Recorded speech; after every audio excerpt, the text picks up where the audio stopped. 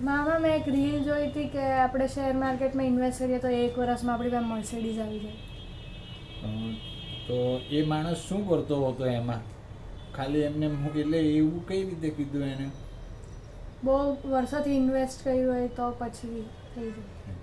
તો એ પોતે હું કામ આવતું હોય યુટ્યુબ ઉપર રીલ બનાવવા? 1 વર્ષમાં જો મર્સિડીઝ આવી જાય તો તારો મામો તો ત્યાં હેલિકોપ્ટર લઈને ફરવા માંડે પુષ્પાની જેમ. હા, એવું કોઈ દિવસ નથી થતું દીકરા. અને જિંદગીમાં કોઈ દિવસ એવા કોઈની પાછળ કોઈ જગ્યા પર રૂપિયા બગાડતી નહીં. હા, આ ખૂબ જ મહેનતવાળો બિઝનેસ છે. બીજા કોઈ પણ બિઝનેસ હોય ને તો બધા બિઝનેસમાં એમ કહેવાય કે ખૂન પસીનો એક થઈ જાય, હા, પરસેવો પાડે ત્યારે પૈસા મળે એમ. આ બિઝનેસમાં લોહી પડી જાય ને, એમ કહે ને કે પેલો સુભાષચંદ્ર બોઝ કહેતા હતા ને કે તુમ મુझे ખૂન દો મેં तुम्हें આઝાદી दूंगा. આ બિઝનેસ એવો છે કે તુમ મુझे ખૂન દો મેં तुम्हें પૈસા दूंगा. કારણ કે આ બિઝનેસમાં તમારું લોહી બળે. તમે જે ભાવ મોસ્ટ ઓફ ટાઈમ એવું થાય કે તમે શેર લીધો અને તમે જ છેલ્લો લીધો હોય પછી એનાથી ભાવ નીચે જાય અને તમે વેચો અને એના પછી ભાવ ઉપર જાય. તમારું કેટલું લોહી બળે, જીવ બળે ને.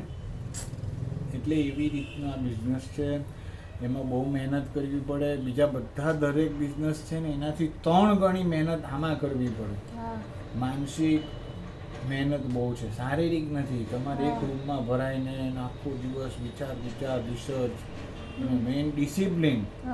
ખાલી પૈસા માટે નહીં કે હું રૂપિયા કમાઈ લઉં, હું મર્સિડીઝ લઈ લઉં, હું આ કરી નાખું, એવી રીતે કોઈ દિવસ આમાં રૂપિયા નથી આવતા. એના માટે ધીરજ, પૈસા બધું જ જોઈએ. જાણકાર, નોલેજ પણ જોઈએ એટલું જ. હા ને? એટલે કોઈ એવી આ યુટ્યુબ, ઇન્સ્ટાગ્રામ એના પર કોઈ વાત પર જતી નહીં કે આવી રીતે આમાં આમ રૂપિયા મળે છે, આમાં આમ થાય છે, આમાં આમ થાય છે. એવું કંઈ થતું જ નથી. 110% નથી થતું. હા ને? એટલે ધીમી ધારે તું રૂપિયા પહેલાં શરૂઆત કર, એસઆઈપી કર, મ્યુચ્યુઅલ ફંડ અથવા જુનિયર બીજ અને ગોલ્ડિંગ્સમાં રૂપિયા રોકાણ કર. પછી ધીમે ધીમે 6 મહિના, વર્ષ પછી એમાં તું સેટ થઈ જાય. પછી આગળ કંઈક બીજું કરવાનું, ત્રીજું કરવાનું.